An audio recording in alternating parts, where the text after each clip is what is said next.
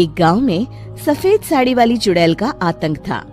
चुड़ैल रात भर गांव में घूमती और गांव का जो भी आदमी उसे दिखाई देता उसे वो घायल कर देती। अरे कोई तो बचाओ, मर गया रे। एक रात हरिया अपने खेत से अपने घर लौट रहा था कि तभी अचानक उसके सामने चुड़ैल आ जाती है। अरे बाप रे, ये चुड़ैल कहाँ से आ गई? आज तो मैं गया काम से।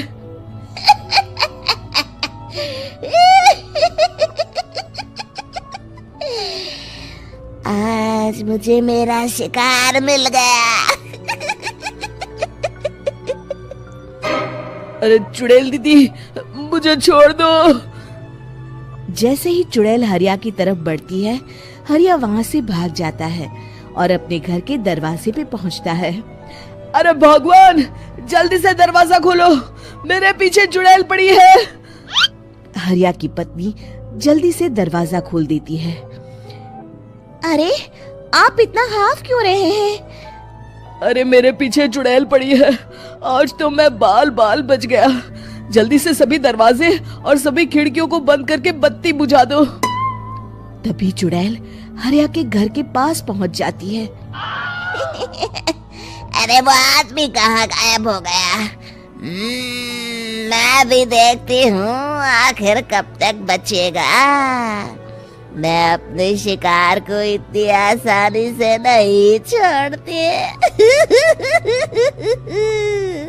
इतना कहकर चुड़ैल वहाँ से चली जाती है। वहीं दूसरी तरफ हरिया और उसकी पत्नी दोनों अपने घर की खिड़की से ये सब देख रहे होते हैं। अरे बाप रे, ये तो बड़ी डरावनी चुड़ैल थी। अगले दिन ये बात आग की तरह पूरे गांव में फैल जाती है और धीरे धीरे लोग चुड़ैल के डर के मारे शाम होते ही अपने घरों से बाहर निकलना बंद कर देते हैं। कुछ दिनों के बाद भाई, मैंने तो इस चुड़ैल के डर के मारे रात को अपने खेतों को पानी देना बंद कर दिया है। कहीं मेरी फसल सूख गई तो मैं तो कहीं का नहीं रहूंगा। साहूकार का कर्जा कैसे चुकाऊंगा? अरे भाई, पूरे गांव वालों का यही हाल है। पता नहीं ये चुड़ैल हमारे गांव में कहां से आ गई। फिर एक दिन गांव के पास वाली नदी के किनारे एक बहुत बड़े तांत्रिक के आने की बात कुछ गांव वालों को पता चलती है। वो लोग जाके ये बात गांव के मुखिया को बताते हैं। मुखिया जी, नदी के किनारे एक बहुत ही पहुंचे हुए तांत्रिक बाबा आए हैं। हमें उनसे मदद मांगनी चाहिए। मैंने सुना है वो बड़े बड़े भूतों और चुड़ैलों को अपने वश में कर लेते हैं। मुखिया जी सभी गांव वालों को लेकर उस तांत्रिक के पास पहुंच जाते हैं। ओम फट स्वाहा, ओम फट स्वाहा। तभी तांत्रिक अपनी बंद आंखों को खोलकर कहता है, क्या बात है? तुम सब लोग यहाँ क्यों आए हो? मुखिया जी उस तांत्रिक को सारी बात बता देते हैं। अच्छा, तो ये बात है। और तांत्रिक अपनी आंखों को बंद कर लेता है। मैं देख रहा हूँ तुम्हारे पूर्वजों ने बहुत पाप किए थे, जिससे ये गांव अब श्रापित हो चुका है। उसी के फल स्वरूप तुम्हारे गांव में चुड़ैल आई है। ये चुड़ैल बहुत खतरनाक है, ये किसी को नहीं छोड़ेगी। हे भगवान, मर गए रे, अब क्या होगा? तभी गांव के मुखिया जी कहते हैं, बाबा, इस चुड़ैल से हम सबको बचा लीजिए। कोई तो उपाय होगा। इसका सिर्फ एक ही उपाय है। सभी गांव वालों को बारी बारी हर दिन अपनी आधी फसल उस पहाड़ी के ऊपर बनी काली गुफा में छोड़ के आनी होगी। तभी उस चुड़ैल की भूख मिटेगी और श्राप का प्रभाव खत्म हो जाएगा और तुम सब जिंदा बच जाओगे। सभी गांव वाले उस तांत्रिक की बात को मान लेते हैं और वहां से चले जाते हैं। फिर अगले दिन से रोज उस गांव के लोग बारी बारी से अपनी आधी फसल उस काली गुफा के पास जाकर रखाते। कुछ दिनों बाद हरिया की बारी आती है। बाप रे, आज तो मेरी बारी है उस काली गुफा में जाने की। क्या करूं, वो तो बड़ी खतरनाक चुड़ैल है। मेरे तो हाथ पैर कांप रहे हैं। फिर हरिया डरते डरते अनाज की बोरियां अपनी बैलगाड़ी में लाद देता है। तभी हरिया की पत्नी उससे कहती है, देखो जी, संभल के जाना और किसी भी हालत में शाम होने से पहले वापस आ जाना। उस चुड़ैल का कोई भरोसा नहीं है जी। हरिया बैलगाड़ी में बैठते हुए कहता है, भगवान, मैं क्या वापस आऊंगा? लगता है अब तो मेरी खबर ही आएगी। इतना कहकर हरिया वहां से चला जाता है। रास्ते में जंगल से गुजरते हुए हरिया की बैलगाड़ी का एक चक्का बड़े गड्ढे में फंस जाता है। हे भगवान, अब ये क्या मुसीबत है? हरिया नीचे उतर के पूरी ताकत से अपनी बैलगाड़ी को गड्ढे से निकालने की कोशिश करता है।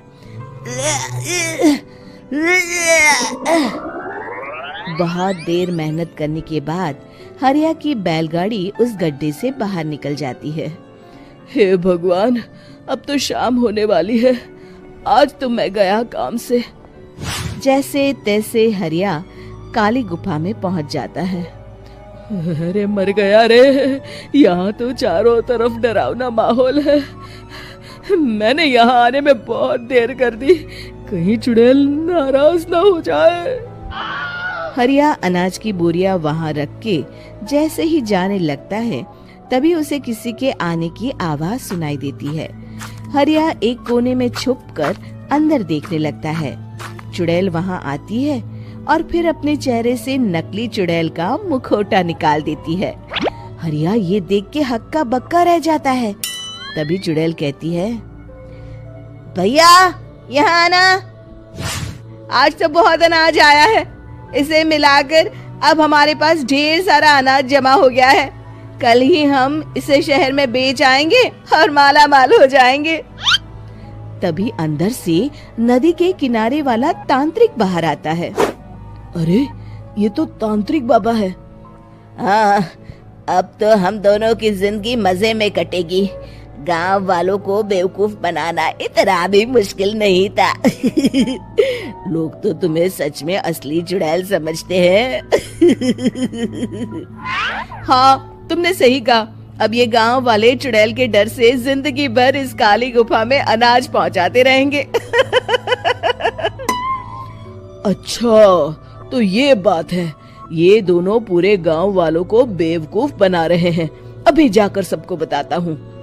हरिया उन दोनों की पूरी बातें सुन लेता है और जल्दी से वापस गांव में आता है। गांव वालों को पूरी बात बता देता है। इससे पहले वो दोनों हमारा अनाज लेकर शहर जाए, हमें उन दोनों को पकड़ना होगा। उधर दूसरी तरफ नकली तांत्रिक और नकली चुड़ैल बनी औरत एक बड़ी गाड़ी में सारा अनाज लाद के वहां से निकलने की तैयारी कर रहे होते हैं। जल्दी करो, इससे पहले हमें कोई देख ले। हमें यहाँ से निकलना होगा।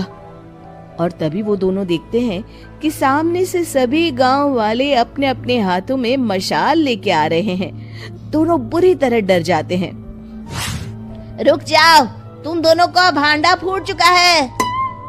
अरे मर गए रे, ये गांव वाले कहाँ से आ गए? तुमने क्या सोचा इतनी आसानी से यहाँ से निकल जाओगे? ये अनाज हमने अपने खून पसीने से दिन रात खेतों में मेहनत करके उगाया है। दोनों मुखिया जी के पैरों में गिर जाते हैं।